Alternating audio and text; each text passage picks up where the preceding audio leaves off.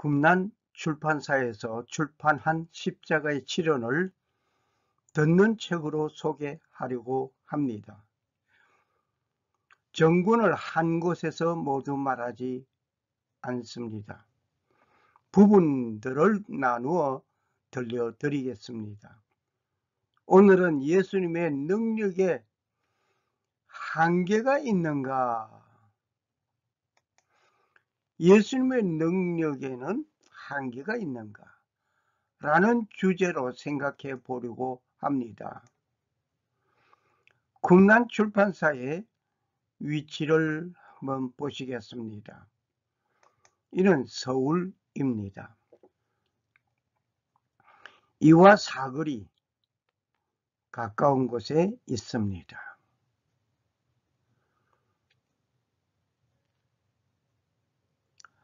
이 꿈난 출판사에서 출판된 책 3권, 십자가의 치련, 광야의 망치 소리, 값진 잔소리, 이렇게 3권을 출판하였습니다. 꿈난 출판사에서 출판하고 쓰기는 제가 쓴 책입니다. 예수님의 능력에는 한계가 있는가? 일을 할 수 있는 자가 일을 하지 아니할 때에 그 능력은 상실되는 것은 자타가 잘 알고 있습니다. 즉, 일을 할 수 있는 능력자가 일을 하지 아니하면 그렇게 무기력하게 보이는 것입니다. 능력을 가진 아들이 일을 하지 아니하면 그 아들을 꾸중하지 아니할 아버지가 있겠습니까? 혹시 무능한 자라면 모르지만 능력이 있으면서 일을 하지 아니하면 문제가 되는 것입니다. 오늘 나는 예수님을 보면서 능력 있는 분이 그것을 행하지 아니한 것을 봅니다. 왜 그분은 그렇게 하셨을까? 왜 그렇게 하셨을까? 말씀이 있습니다. 태초에 말씀이 계시니라. 이 말씀이 하나님과 함께 계셨으니 이 말씀은 곧 하나님이시니라.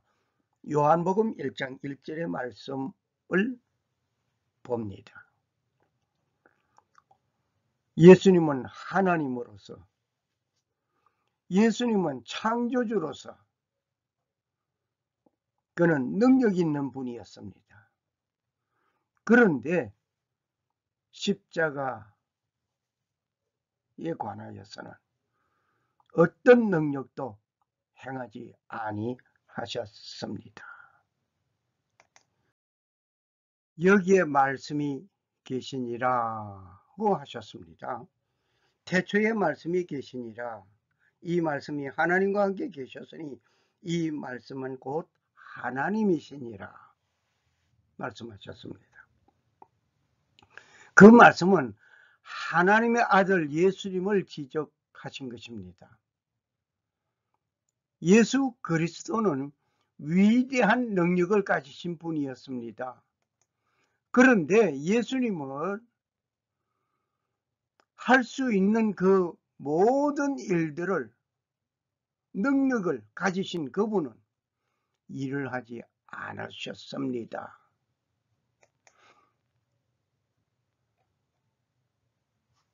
아니면 능력이 한계가 왔습니까? 능력에 한계가 왔습니까? 아니면 능력이 없어진 분입니까? 예수님은 창조주로서 말씀으로 창조하신 예수님이었습니다. 그분은 말씀 한마디로 천지를 창조하셨습니다. 그러한 능력을 가지신 분이라면 말씀 한마디로 모든 일을 이루어질 수 있는 가능한 분이었습니다. 그분은 아무 능력도 행하지 아니하셨습니다. 문둥이를 고치시던 예수님이었습니다. 죽은 자를 살리시던 예수님이었습니다. 떡 5개와 물고기 2마리로 광야에서 5,000명을 먹이고 남은 것을 12광줄이나 거두게 하신 예수님이었습니다. 그런 분이 정작 절박할 때 아무 능력도 행하지 아니하셨습니다. 과연 예수님의 능력에는 한계가 있는 것이었습니까? 창조주 예수님으로서 행하신 그 일은 때로는 이해가 가지 않을 정도였습니다. 그분은 자신의 의지를 강요하지 않고 버리셨던 분이었습니다. 조금 나아가서 얼굴을 땅에 대시고 엎드려 기도하여 이르시되 내 아버지여 만일 할만하시거든 이 잔을 내게서 지나가게 하옵소서. 그러나 나의 원대로 마옵시고 아버지의 원대로 하옵소서. 내 원대로 마옵시고 아버지의 원대로 하옵소서. 기도하는 예수님의 자세였습니다. 말씀 한마디로 천지 만물을 창조하시던 예수님께서 내 원대로 마옵시고 아버지의 원대로 하옵소서. 기도하는 예수님. 예수님은 자신의 의지를 완전히 버리셨던 것을 봅니다. 십자가 위에서 이루어질 상황들을 너무나 잘 알고 계셨기 때문에 예수님은 십자가를 지지 않기 위하여 원하였던 예수님이었습니다. 예수님 자신은 십자가에서 받는 그 엄청난 그 고통 아셨습니다. 그래서 이 십자가를 지지 않기를 원했던 예수님이었습니다. 그런데 내 원대로 마옵시고 아버지의 원대로 하옵소서. 아버지가 지라고 한다면 지겠나이다 하는 것이었죠. 그러나 그분의 원하는 그 뜻을 버리고 아버지께서 원하시는 뜻을 택하셨던 것은 내 뜻이 아니고 아버지가 원하시는 뜻을 이루기 위한 내 뜻에 의존된 어떤 능력도 행하시지 아니하신 것을 봅니다. 그분에게는 자신을 구할 천사를 부르지도 아니하였습니다. 너는 내가 내 아버지 구하여 지금 12군단 더 되는 천사를 보내시게 할 수 없는 줄로 아느냐? 마태복음 26장 53절의 말씀이었습니다. 천사를 구할 수 있는 능력의 예수님이었습니다. 말씀 한마디로 천지 만물을 창조하시던 예수님께서는 십자가 처형을 위하여 이루어지는 그 일을 앞에 두고 천군 천사를 불러오게 하실 수도 있습니다. 하지만 그는 그렇게 하지 아니하셨습니다. 그분은 자신을 위하여서는 한마디도 변호하지 아니하셨습니다. 대제사장들과 장로들에게 고발을 당하였습니다. 아무 대답도 하지 아니하시는지라.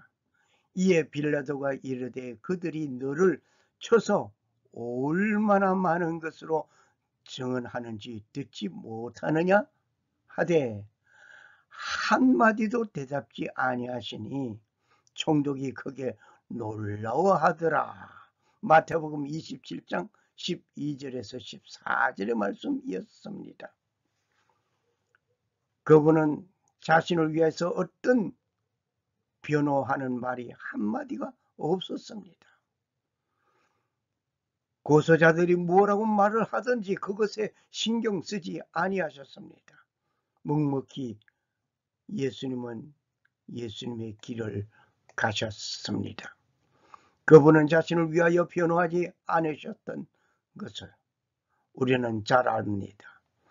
3년의 공생의 기간 동안에 하신 말씀과 행동들이 있었지만 믿지 아니하는 자들에게 더 이상의 말을 하지 아니하신 예수님이었습니다.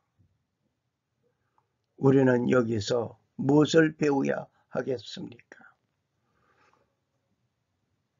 내가 어떤 법정에 서서 있을 때에 그 법정에서 나를 위하여 자신이 변호할 수 있는 기회가 되면 무슨 말을 할 것입니까?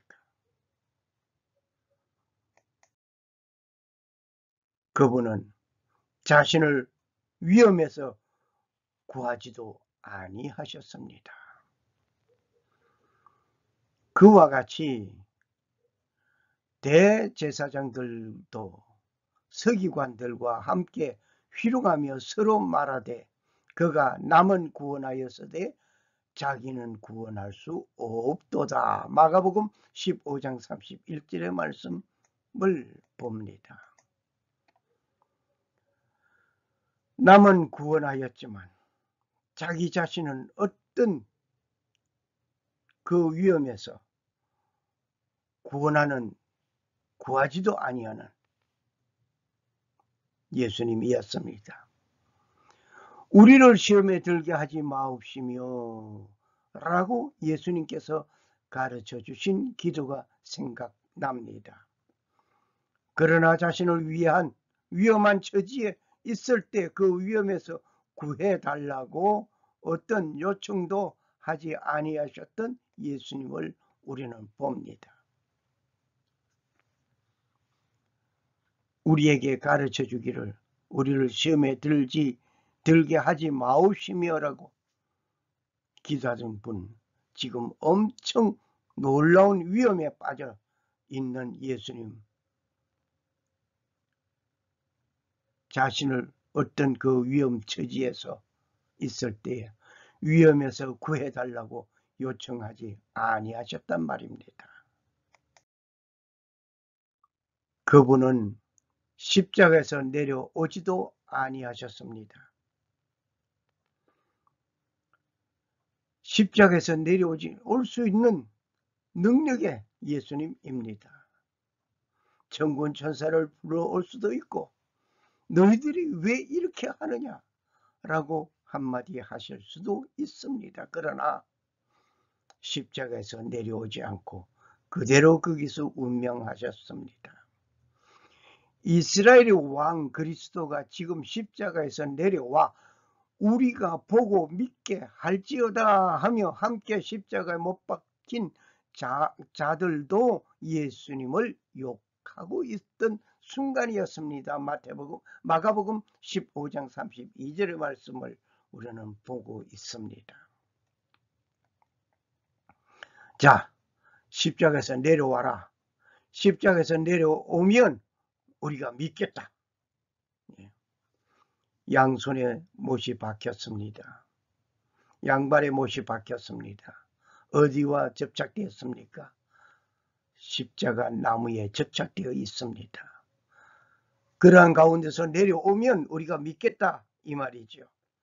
더 나아가서 함께 사용받아 죽게 되고 있는 강도도 그렇게 말을 하고 있습니다.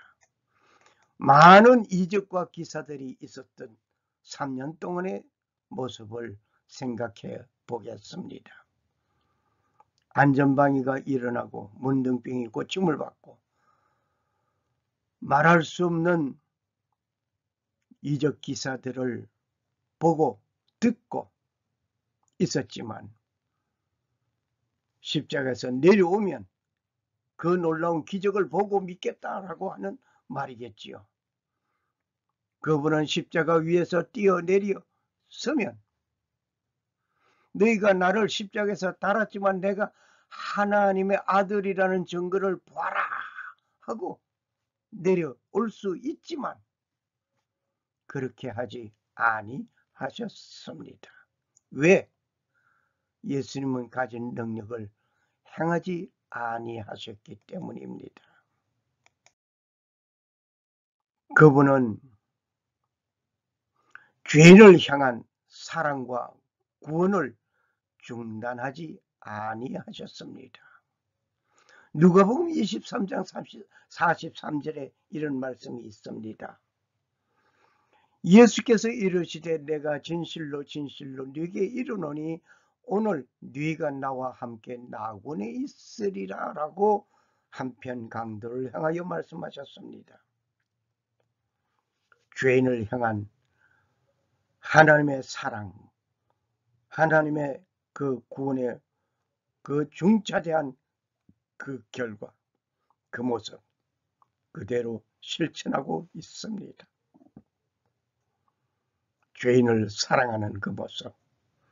어떤 죄인, 죄를 지은 사람 그를 사랑하심이 아니라 죄를 회개하는 한편 강도는 한평생 죄악 속에서 살아왔던 그였습니다. 그 결과 그는 사형받아 죽어가면서 예수여 당신의 나라에 임할 때에 나를 기억하소서 라고 회개하는 그 한편 강도를 보고 예수님께서는 말씀하셨습니다.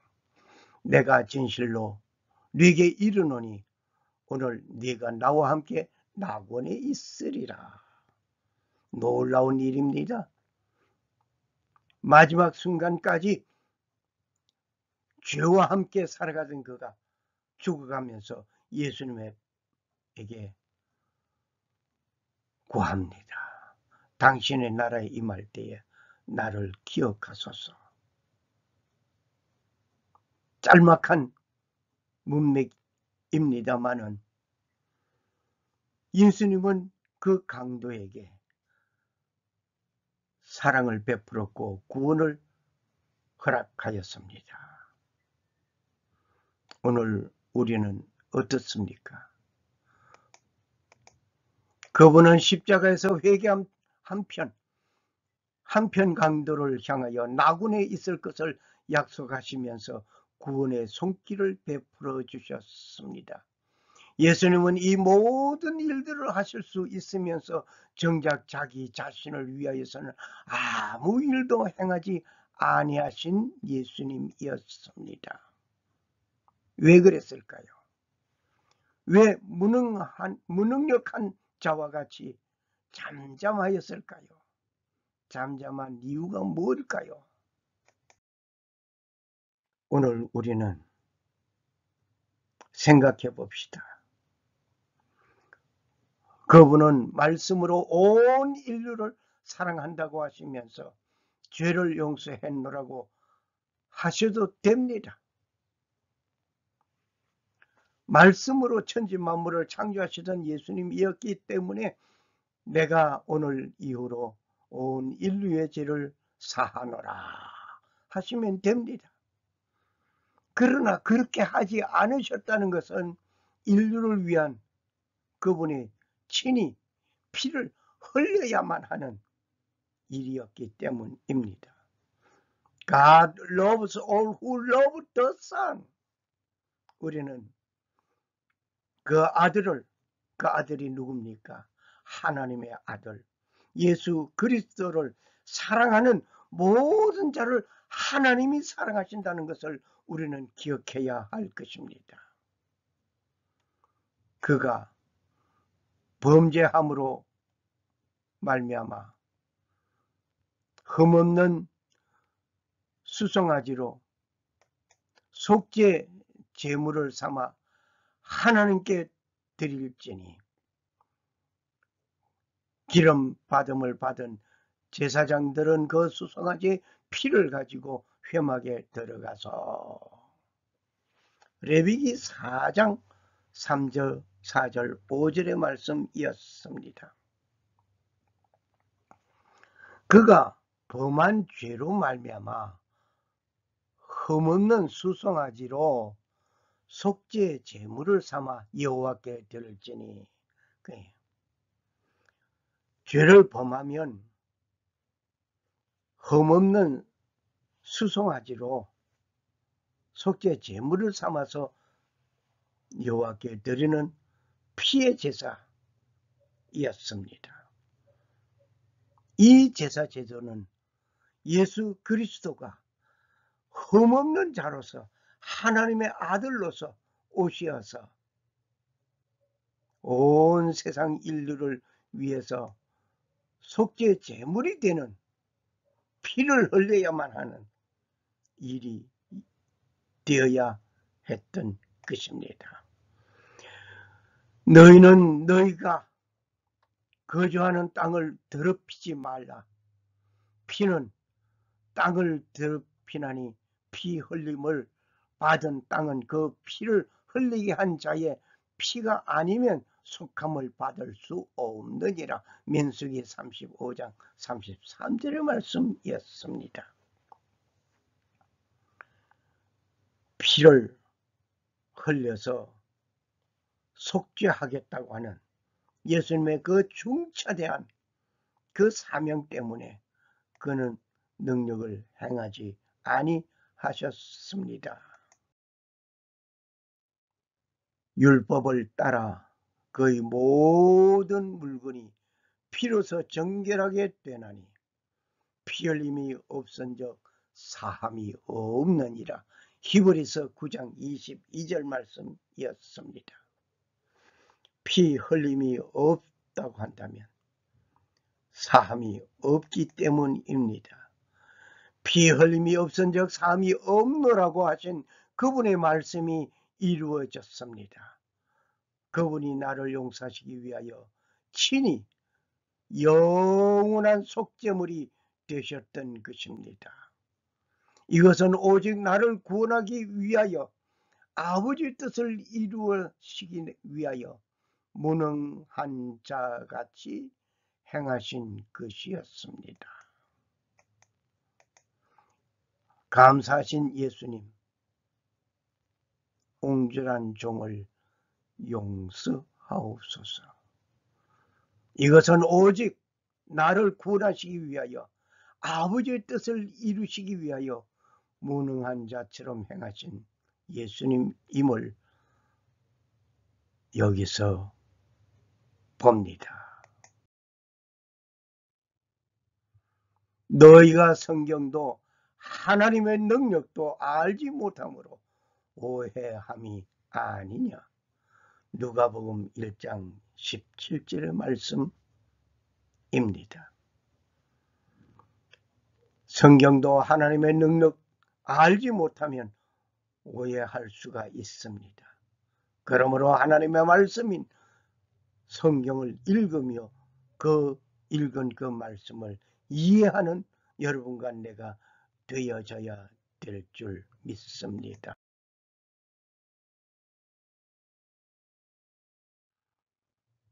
살아 역사하시는 능력의 하나님께서 자기를 나타내지 아니하시고 순종하신 예수 그리스도를 본을 받아 살기를 원하는 모든 사람에게 하나님 아버지의 은혜가 충만하시기를 소원합니다. 감사합니다. 할렐루야.